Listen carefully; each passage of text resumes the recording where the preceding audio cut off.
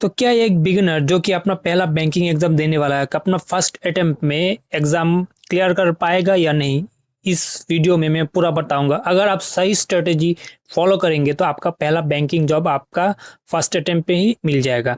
Video को and तक देखिएगा, पूरा स्ट्रेटेजी बताऊंगा क्योंकि आईबीपीएस पीओ का नोटिफिकेशन आ चुका है, उसका डिटेल्स मैंने एक वीडियो में बना दिया है ऑलरेडी, वहां पे आप जाके देख सकते हैं।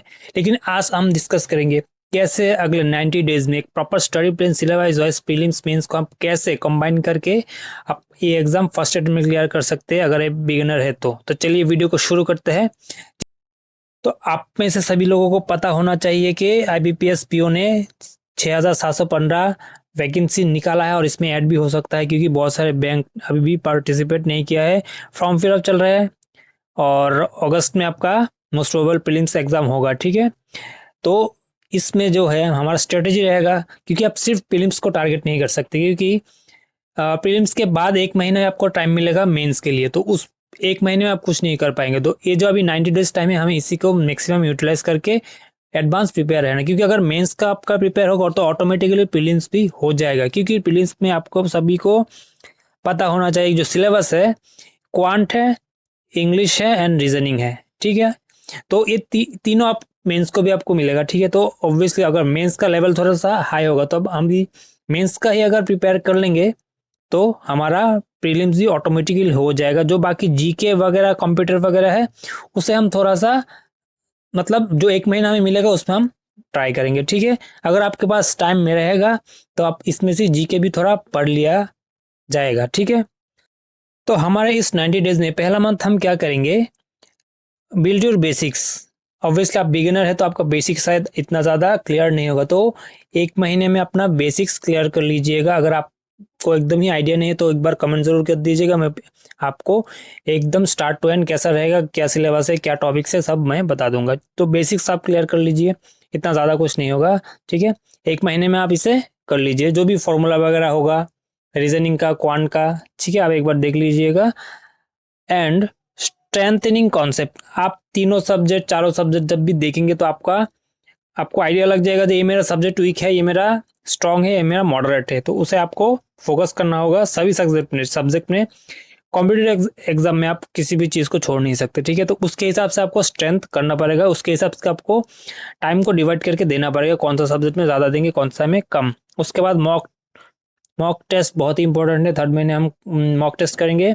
किसी भी कॉम्पिटिटिव एग्जाम क्लियर करने का मेन आपका फॉर्मूला ही है मॉक टेस्ट देना। जितना ज़्यादा मॉक टेस्ट देंगे उसमें जितना आपका स्कोर आएगा, आप समझ लीजिए आपका जो मेन एग्जाम है उसका भी आपका ऐसा ही रहने वाला है। तो जो बिल्ट योर बेसिक्स है, यहाँ पे हम लोग क्या करेंगे, क्वांटिटेटिव एप्टीट्यूड हर दिन हम लेके चल रहे हैं, 5 से 6 घंटा आप पढ़ सकते हैं। ठीक है, अगर कम पढ़ेंगे तो आप उस हिसाब से डिवाइड कर लीजिएगा, लेकिन मैंने 5 to 6 आवर डेली लिया है, किसी भी सब्जेक्ट को आप छोड़ नहीं सकते। ठीक है, क्वांट को दो घंटा दे दीजिए, रीजनिंग को 2 घंटा। किसी भी सब्जेक्ट में जो पहला मंथ है ज़्यादा डीप जाने की ज़रूरत नहीं, क्योंकि आप यहाँ पे बेसिक कॉन्सेप्ट बिल्ड कर रहे हैं। ठीक है, जो टॉपिक है उसे जस्ट थोड़ा एक बार देख के जाइए 2 घंटे में जितना हो सके। ठीक है, एक एक टॉपिक करके। देन इंग्लिश को 1 घंटा, देन हम करंट अफेयर को देंगे। ठीक है, अगर करंट अफेयर को अभी नहीं देना चाहते तो कुछ दिन बाद भी आप दे सकते हैं, आपके ऊपर डिपेंड करेगा आपका। देन हम जो नेक्स्ट महीना स्ट्रेंथ कॉन्सेप्ट को, अब जैसे कि बेसिक्स तो हो गया, स्ट्रेंथ करना पड़ेगा। स्ट्रेंथ करने के लिए हमें ये जो पजल एंड सिटिंग अरेंजमेंट है ना, ये आपका टाइम कंज्यूमिंग होता है, इसे आप पकड़िए, ये बहुत ही ज़्यादा टाइम कंज्यूमिंग है। जितना प्रैक्टिस करेंगे उतना आपका स्पीड बढ़ेगा और यही आपका एग्जाम में जो कि आपको या तो पार करेगा या पर डुबा देगा। ठीक है, बहुत ही मेन है, आप कह सकते हैं पजल एंड सिटिंग अरेंजमेंट, क्योंकि जिन लोगों को आता है तो आता है, लेकिन जिन लोगों को नहीं आता है पूरा 1 घंटा आप यहाँ पे ही चला जाएगा। ठीक है, देन डेटा इंटरप्रिटेशन बहुत ही, अगर लेवल डिफिकल्ट हुआ तो यहीं पे आपका डिफिकल्टी आ जाएगा। ठीक है, देन एरिथमेटिक करना पड़ेगा और आप सेक्शनल मॉक टेस्ट दीजिए। ठीक है, मॉक टेस्ट फेज है, यहाँ पे हम 3-4 फुल लेंथ मॉक टेस्ट देंगे। ठीक है, weekly. Then analyse, mock test दे के बैठने से कुछ नहीं होगा, आपका कौन सा क्वेश्चन गलत हुआ, क्यों हुआ, उसको आपको एनालाइज करना पड़ेगा। देन फिर से आपको मॉक टेस्ट देना पड़ेगा एंड करंट अफेयर को हम इसी साथ शुरू कर देंगे। हम लोग जो करेंगे डेली स्टडी प्लान जो 6 घंटा मैंने बोला है उसमें से क्या किया मैंने, 2 घंटा क्वांट को, 2 घंटा रीजनिंग को, 1 घंटा इंग्लिश एंड 1 घंटा करंट अफेयर को। यहाँ से आप अपने तरीके से कुछ घटा बढ़ा सकते हैं, लेकिन ज़्यादा कम मत कीजिएगा, ठीक है। अभी आपको अगर आप बिगिनर है तो एक सब्जेक्ट का तो आपको बुक रहना ही पड़ेगा, ठीक है। बुक के अलावा कुछ नहीं होगा, जस्ट आप कोई भी बुक लीजिए, देखिए। लेकिन यहाँ पे जो बेस्ट जो यूज होता है मैं वही लाया, जैसे क्वांट के लिए RS अग्रवाल या फिर अरुण शर्मा, इन दोनों में से कोई एक लीजिएगा। MK पांडे रीजनिंग के लिए ले सकते हैं, इंग्लिश के लिए SP बख्शी। हर एक एग्जाम में ऐसा नहीं है कि इस एग्जाम में अगर आप फ्यूचर में कोई और एग्जाम दे रहे हैं उस पर भी SP बख्शी आपको चाहिए होगा, ठीक है। देन करंट अफेयर के लिए कुछ नहीं चाहिए होगा, आपको फ्री में मिल जाता है मंथली PDF, कोई भी कोचिंग सेंटर आपका मिल जाता है फ्री में, उसमें आपको कुछ नहीं करना पड़ेगा, ठीक है। और मॉक टेस्ट का कुछ स्ट्रेटेजी है।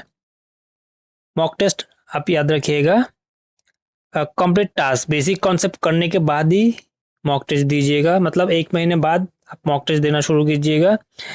Attempt sectional mock test, sectional mock test पहले दीजिए, एकदम फर्स्ट अटेम्प्ट में 100 MCQ करने मत बैठ जाइएगा अगर आप बिगिनर है।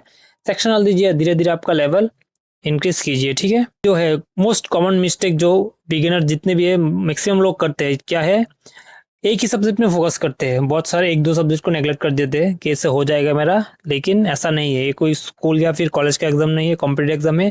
हर एक सब्जेक्ट, हर एक टॉपिक को इंपॉर्टेंस देना पड़ेगा आपको।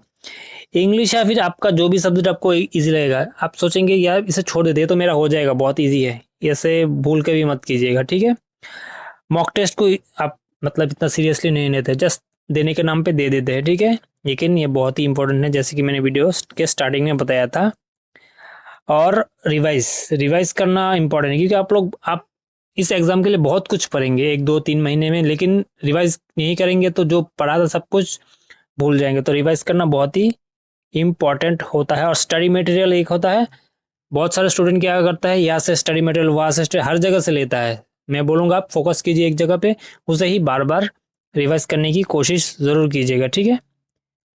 तो कंसिस्टेंसी मेंटेन कीजिएगा, ये आपका मेन है। रिवाइज कीजिएगा, मॉक टेस्ट दीजिएगा, कॉन्सेप्ट क्लियर कीजिएगा, और इन सब में कंसिस्टेंसी मेंटेन कीजिएगा, तभी आपका एग्जाम क्लियर हो जाएगा, ठीक है। आई होप आपको सब कुछ समझ में आ गया। कोई भी डाउट हो, कुछ कमेंट जरूर कीजिएगा। आज के लिए इतना ही, मिलते हैं नेक्स्ट वीडियो में।